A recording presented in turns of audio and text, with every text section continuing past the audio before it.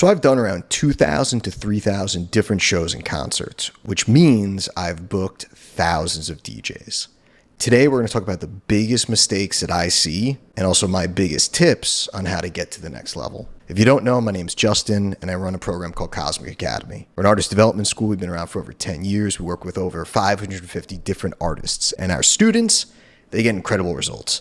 They play the biggest stage. We just had 3 students play EDC, main stages. They play Ultra, Ibiza, and they sign to the biggest labels like Spinnin, Toolroom, Armada. DJing sometimes is being able to support someone else. That's why most of these DJ slots we call supporting slots. So if you're an opener or if you're a supporting DJ, this is the biggest mistake that I've seen people make. So pay attention. The biggest mistake I see opening or supporting DJs make is they try to steal the energy and pretend that they're the headliner. You know, when you're an opening DJ, that is not your job. Your job is to support the main act and support what we're going to talk about later, the show and the night of the concert. You have to look at this as one big picture and one big team that everyone's kind of working together on. Now, if you go in there as an opening DJ and pretend like there's a throttle that goes 0 to 10 and you immediately just go to a 10, there's no room for the headliner or any of the other supporting acts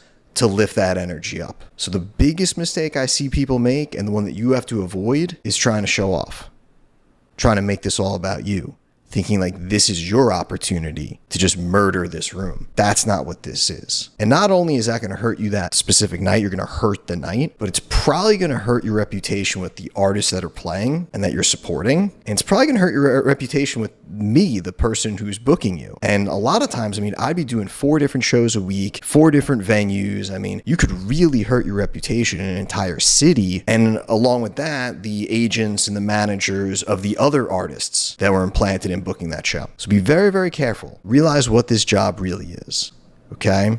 Now, on the flip side, if you do this the right way, and we're going to talk about tips on how to do this the correct way, it can be your opening to not just better sets and better slot times, but to your own headlining situations. For example, our student Charles D, he joined us maybe 3-4 years ago. He started out opening for Eric Prydz. And trust me, he did not go up there and try to steal the show from Eric Prydz. He did not try to steal the energy out of the room for Eric Prydz. He understood that he's there to support the event, support the tour, and support the grander night that he was working on. And sure enough, he did a great job, and now Charles gets booked all over the world to headline his own shows. Another great example of this is Nostalgics. Same kind of situations. She started out opening DJ. She did the night-based confession tour. She was one of the opening slots on that tour. Do you think she was going up there trying to steal the thunder from Chami and AC Slater? Of course not. She played the supporting role. She was the opener. She slowly built up that energy, and she left it off to them. And guess what? Nostalgic, she just played the main stage of EDC. She just played the main stage of Beyond Wonderland, and she gets her own headlining shows on her own now. So there's a huge opportunity for you if you do this right, and there's some pretty bad consequences if you do this wrong. So I'm going to give you 4 of my best tips on how to use these opening and supporting slots so that then you could work your way up and get your own headlining gigs. Before I do, you got to smash that like button for me. The YouTube algorithm, got to hit that like button. I don't really understand it. I'm a music guy, but if you hit the like button, I know it helps. And we want these videos to go out to as many people as possible. We're doing this all for free, and we've got our premium program. We want to help as many people as possible going forward. So number 1, and almost most importantly, first tip, but really an overarching tip. Number 1, realize that you are not just playing your own gig, but you are a small part of a larger show. You're a small part of a night that's being programmed. And that's the word that we use in the business. It's being programmed, right? My job was to program a night, to program a concert, to think about an entire night of an event and sometimes an entire 4-day weekend of a festival, and think about how can we give the fans, the ticket buyers, the best absolute experience. And what you're doing is you're on a team. You're playing a small role in that experience. So you got to understand that. I think a good analogy is a sports analogy where I might be the manager of the team and I've got all these different positions that I need filled. It's not necessarily your job to do everything and steal the show. No, it's a team sport, right? The headliner does their job. I'm doing my job. You're doing your job. It's like You're the leadoff batter. It's not your job to just go up there, smash a home run, do everything. No, sometimes it's just your job to get on base. Okay, so this is a real team sport.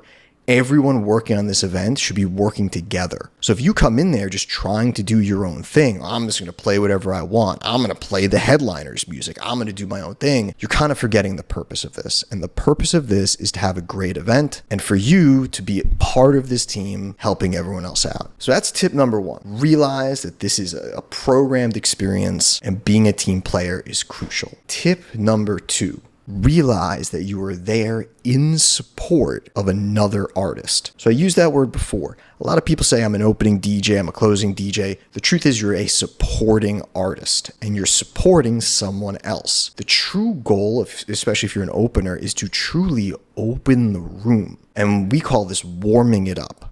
Okay, so I was talking about this throttle. You don't want to just start, you don't want to open this room and just say, we're at a 10. Everyone walks in, the music is blasting, we're at a 10 energy. That's not going to feel right. So what you're supposed to do is be in support of that headlining artist. So you want to maybe slowly, gradually take that throttle of energy within your music, within your set. Start at a 2 to a 3, 4, 5, 6. Maybe you get to a 7 and then you leave it off to the headliner. Maybe you get to an 8, you leave it off to the headliner because they're going to need a room and the energy of their set to slowly take it up to a 10. So this number 2 tip, super important. Realize that you're in support of the headliner. Don't play their music. Don't try to play their shit. Your job is to support what they're trying to do. Tip number 3, ask the person booking you or the venue what they want from you. One of the best things that DJs would do is they would come to me sometimes before. Obviously, I was the one booking them. And they'd say, hey, Justin, what kind of night is this? What kind of show are you trying to put on tonight? Who are the other artists? What kind of environment is going on tonight? You know, what kind of night is the Friday versus the Thursday? And I'd be like, good job. Thanks.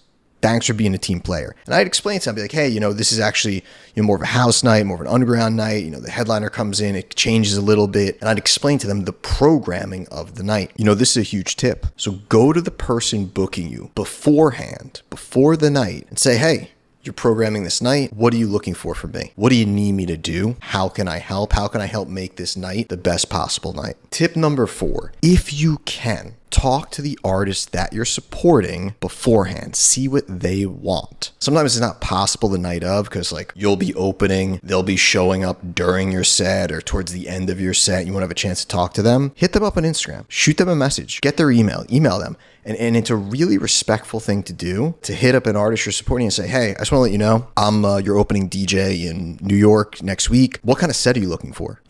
What kind of stuff do you want me to play? What kind of set are you looking for me to do? And sometimes they'll be very specific.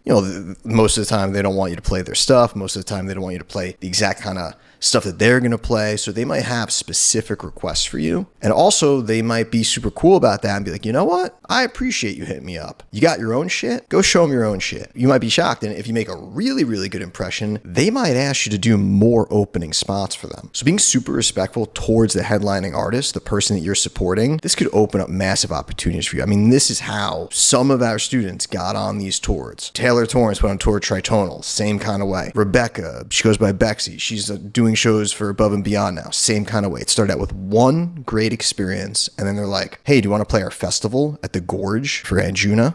Yes. Do you want to come to London and play our festival there? Yes. It's that one good impression. So I can't, repeat this enough, but you have to think about this as I can make a huge mistake here, make this about me, hurt my reputation, or realize that this is a program night. I need to be a team player and I should do anything I can to support the night, support the artist, and make this about that experience. Now, if you do that correctly, that's where the next opportunities come. Your name will get around. I promise you, this would happen all the time throughout different cities. Look, I've done shows all over the United States, Miami, New York, DC, all over the place. And they'd be like, oh, did you hear about this kid Matt? Great opening artist. He doesn't try to steal a thunder from anyone else. You got to put him on. Oh, did you hear about this guy Nick? This would happen all the time. So you want this to happen for you. So take these opening slots, take these supporting slots, realize what they are and realize what they're not. But if you do them the right way, they will transcend and transform into a smaller headlining show over here. They'll transcend into a festival booking over there. And this is a business about reputation, and you want yours to be one of a team player who's there for the full experience like everyone else. If you like this video, do me a favor, hit that subscribe. We got more coming Every week we put out a bunch of these, so I hope you like them, and we'll see you next time.